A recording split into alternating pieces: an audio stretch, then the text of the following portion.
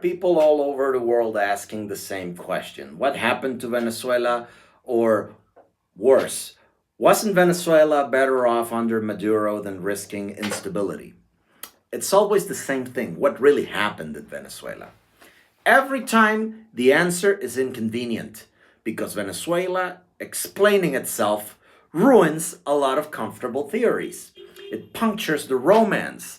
It stains the white linen suits of foreign experts who discovered Caracas last Tuesday and now feel qualified to lecture Venezuelans about Chavismo, Maduro, and the complex geopolitical trade offs. Every time it's the same thing. It's unsettling. What unsettles me, for the most part, is not ignorance. Ignorance can be cured. It's the willful romanticism of Chavismo among people who live comfortably inside first world liberal democracies. Many of them are so intoxicated by their own ideological fashions that they fail to recognize how the very ideas that destroyed Venezuela are now being repackaged, repurposed, and promoted inside their own societies. You have messianic populism, moral absolutism, the substitution of economic reality with slogans, and the belief that centralized power wielded by and for the people somehow ends differently this time. Guess what? It never ends. It never ends. It never does end well. Chavismo wasn't a mistake, it was a system. And let's be clear, Chavismo is not an unfortunate policy error or a misunderstood experiment. It is a deliberate system of power, one built on crime, coercion, corruption, and ideological exports. Under Nicolas Maduro, Hugo Chavez, and Cilia Flores, the Venezuelan state perfected a model where institutions were hollowed out and replaced by loyalty tests. Courts became instruments of punishment, elections, rituals stripped of consequence. The military became an economic cartel, and oil became a weapon, not a resource. Chavismo is not an error of judgment, it is a systematic dismantling of a country, carried out with methodological cruelty. Under Chavismo, Venezuela became a laboratory of how to turn a prosperous republic into a hostage situation. To suggest that Venezuela was better off under Maduro than under the risk of change is not nuance, it is moral illiteracy. When foreigners with academic credentials or media platforms argue that Venezuela was more stable under Maduro, they reveal a dangerous misunderstanding. Stability for whom? For the ruling elite, perhaps. For those living off state patronage and international alliances, certainly. But for ordinary Venezuelans, the walk-of-the-mill Venezuelans, stability means predictable deprivation. It means scarcity. It means censorship. And fear normalized into daily life. This is not abstract theory. This is lived experience, told by millions of Venezuelans abroad and millions of Venezuelans living in fear in Venezuela, including me. Here's the violence everyone prefers not to see, the violence that everyone prefers not to comment about, because foreign commentary on Venezuela has a strange blind spot as it sanitizes brutality. We saw it on Jimmy Kimmel the other day. He's saying that, the United States invaded Venezuela and snatched Maduro and his wife because Maduro danced way better. Is that the level of comedy we're talking about here? And that's just comic. He's a clown. He's a buffoon. But that is how foreign commentary has this strange blind spot as it sanitizes brutality. Okay? One of the most disturbing aspects of foreign commentary on Venezuela is how easily brutality is dismissed as an exaggeration. Chavismo is not merely authoritarian in rhetoric, it is tyrannical in its practices. Chavismo is defended by people who would faint or burn an entire city at the sight of a riot police baton in Paris, yet somehow rationalize armored vehicles mowing down protesters in Caracas. They turn a blind spot against when, for example, live ammunition is fired against civilians, and this is not a brutality or a horrible crime, rather, it becomes an excess. Political prisoners are controversial detainees. Torture are unverified allegations. This is a tyrannical regime that jailed judges for unfavorable rulings and raped them. Dissidents disappeared into intelligence dungeons that seem to have come out of the worst science fiction death gore ever imagined. Intelligence services, aided by foreign technology and training, built a surveillance apparatus that would make Western governments blush. Fear was not a side effect, it was the operating system. Now, this is not hyperbole, this is documented reality, one that many journalists and commentators avoid because it complicates their preferred narrative of anti imperial resistance. You can say that with a vocal fry, a California vocal fry if you want, you know.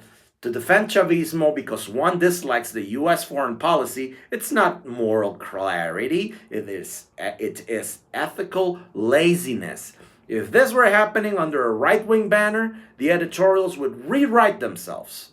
But Chavismo wraps repression in leftist iconography, and suddenly the standards collapse for the foreign press. For 2 decades, Chavismo did not merely destroy Venezuela, it managed to export itself. Venezuela oil revenues were used to bankroll political movements all over the world. Brazil, Argentina, Bolivia, Honduras, you name it. These were leaders and parties that benefited from Venezuelan largesse. These alliances are not built on shared prosperity, but on shared dependency.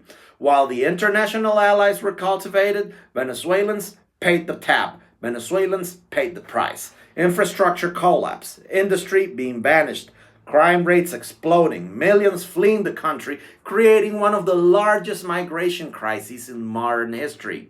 Neighboring countries were unprepared, not because Venezuelans are a burden, but because no region can absorb such displacement in such short time without any sort of consequences.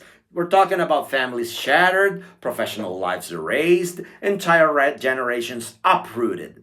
And yet, the Chavista elite, they lived extravagantly, enjoying the very capitalist excesses that they publicly denounced. The hypocrisy was not incidental, it was structural.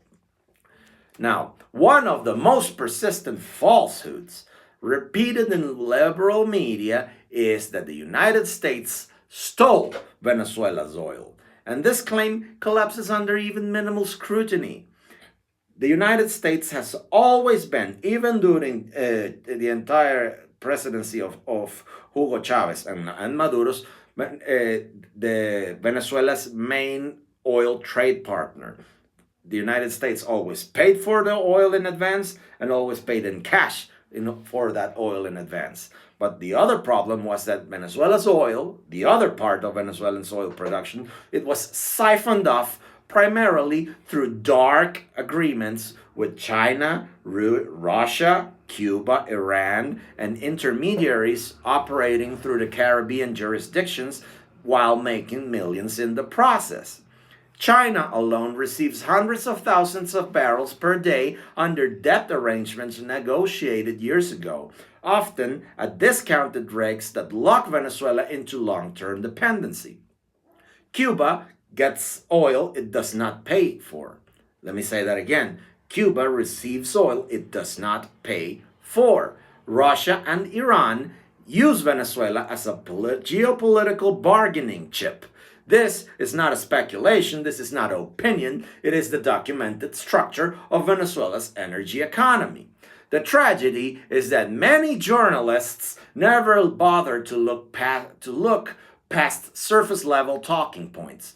They repeat slogans about imperialism, they go to hacks like Francisco Rodriguez or other Chavista think tanks like the CEPR, Alex Main, George Chicarello Maher, and who have you, without the understanding of the mechanics of how Venezuela actually sells or gives away its oil. If you can't do that basic research, you should not presume to lecture Venezuelans.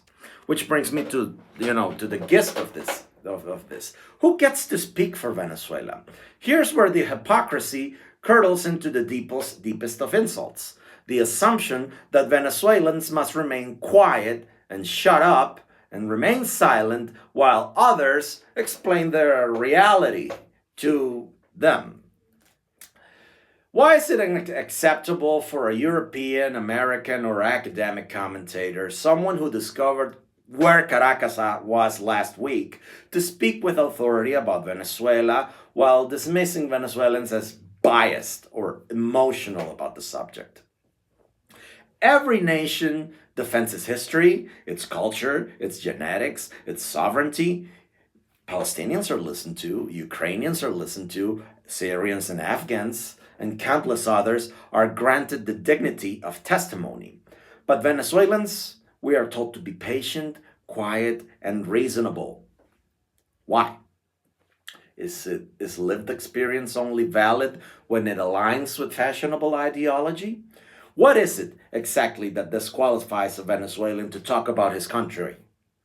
Is it a genetic defect? Is it a moral stain? Is it some unspoken sin that makes Venezuelan testimony inherently suspect? We are expected to absorb condescension, to accept patronizing lectures from people who confuse slogans for analysis and ideology for knowledge. People who have never stood in a blackout, people who have never been gassed at a protest, people who have never watched shelves empty, people who have never felt the psychological damage of a society where turning on a faucet and seeing clean water come out of it feels miraculous. This is not ignorance, it is discrimination with good manners. For years, Venezuelans warned the world about a different kind of imperialism, not the caricatured version of endlessly recycled in editorials, but the real influence of Cuban intelligence, Chinese depth diplomacy, Russian strategic opportunism, and Iranian networks. We were laughed at. We were called paranoid. We were accused of parroting right-wing talking points. Now those same forces are openly acknowledged elsewhere. And suddenly the warnings sound familiar. History keeps receipts. History has a cruel way of validating those it once mocked. Now, Europe, the cradle of Western civilization, has produced its own share of monsters. Ceausescu, Honecker, the Nazis, Vichy collaborators, Franco, Enver Hoxha, you name it. No one tells Europeans they should have just put up with it. No one scolds them for resisting. No one romanticizes their tyrants as misunderstood reformers. When the Germans went haywire, outsiders intervened. No one complained. No one bitched about it. Venezuelans deserve the same moral clarity, not lectures about international law selectively applied to protect tyrants who happen to wear the right ideological collars. And this is not a plea for sympathy, it is a demand for intellectual honesty. Do not tell Venezuelans that Chavismo was preferable to accountability. Do not romanticize Maduro while ignoring his victims. Do not invoke international law selectively to defend tyranny. And do not mistake ideological fashion for moral insight. So spare us those sermons full of sanctimonious content about Maduro, American overreach, and abstract legality. Were it not for intervention, external pressure, exposure, and accountability, you might still be arguing that some other tyranny was a complex but necessary counterbalance. For those of you in Europe, were it not for foreign intervention, you'd still be speaking fucking German. Venezuela, explaining itself, is not propaganda. It's testimony. And if that makes you uncomfortable, good, because discomfort is the beginning of understanding. Something foreign experts on Venezuela still get spectacularly wrong. So, if you wish to understand when institutions collapse, when populism replaces competences, and when ideology eclipses reality, listen to Venezuelans. We already lived the future. Some of you are still applauding.